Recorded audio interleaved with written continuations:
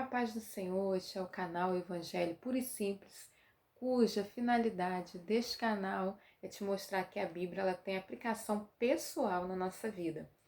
E hoje eu gostaria de falar um pouquinho com vocês lá em 2 Reis, capítulo 6, versículo 6 em diante, que diz assim: E o rei da Síria fazia guerra a Israel, e consultou com os seus servos, dizendo: em tal lugar estará o meu acampamento.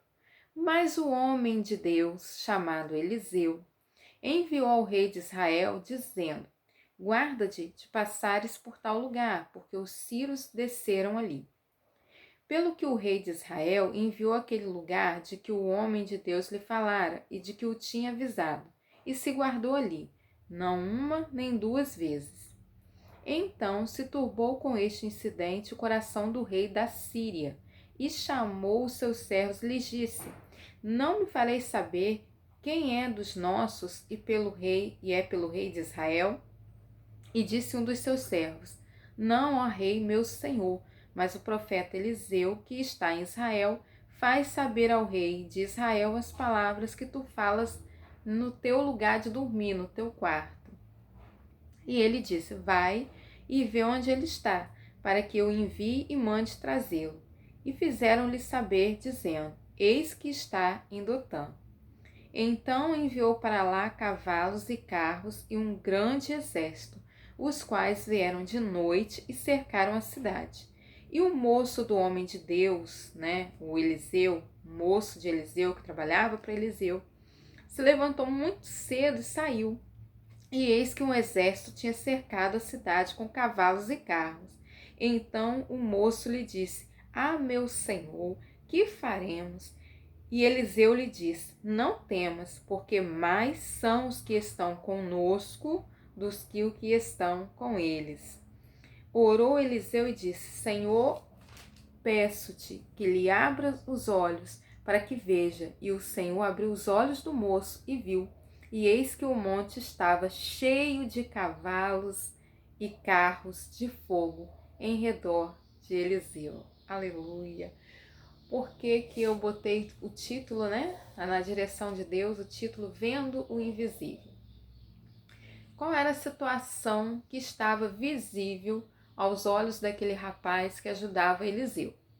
Eles estavam cercados por um exército e não tinha para onde correr, não tinha o que fazer. Por quê? Porque este rapaz estava sem visão espiritual. Esse rapaz só estava enxergando aquilo que estava diante dele. E ele estava certo, realmente, se for pelos olhos da carne, pelos olhos físicos, eles estavam correndo um grande perigo e eles não tinham o que fazer, Como que você batalha contra um exército, Principalmente o povo de Deus que geralmente não pega nem arma, Pega em arma aquele que é policial, que é que é do Senhor, mas que a sua profissão de policial, por exemplo. Então, esses geralmente eles andam armados, mas fazem de tudo para não usar, você pode ter certeza disso, Então, o que aquele homem, o que aquele jovem estava vendo? Ele cercado e não tinha o que fazer. Na mente dele, tudo acabou. Mas ele saiu correndo, gritando: meu Senhor, o que faremos? Ele estava perto de um homem de Deus, um homem que via além, um homem que Deus tinha prazer de revelar a ele tudo aquilo que o inimigo estava planejando contra aquele povo, contra Israel, Um homem que tinha intimidade com Deus, que Deus guardava. Então, o que eu quero dizer é que talvez nós estejamos como esse servo de Eliseu. Talvez o que está na sua frente hoje é o desemprego. De repente você é o tipo de pessoa que desde que começou a pandemia você não conseguiu trabalhar mais. É um filho ou uma filha que você criou com tanto carinho, criou com tanto zelo, educou e hoje está andando em caminhos que te traz muita preocupação, Um filho que talvez esteja aí nas drogas, que você, a qualquer momento, você pode ter uma notícia ruim a respeito desse filho, Enfim, Pode ser de repente um casamento que já não está indo tão bem e que está caminhando para um divórcio doloroso, ou de repente você já está até passando por esse processo de divórcio que é muito doloroso, que traz várias consequências, principalmente no nosso emocional, né? De repente você esteja assim, olha, já não tem mais jeito, já cheguei a essa situação, fim da linha, acabou.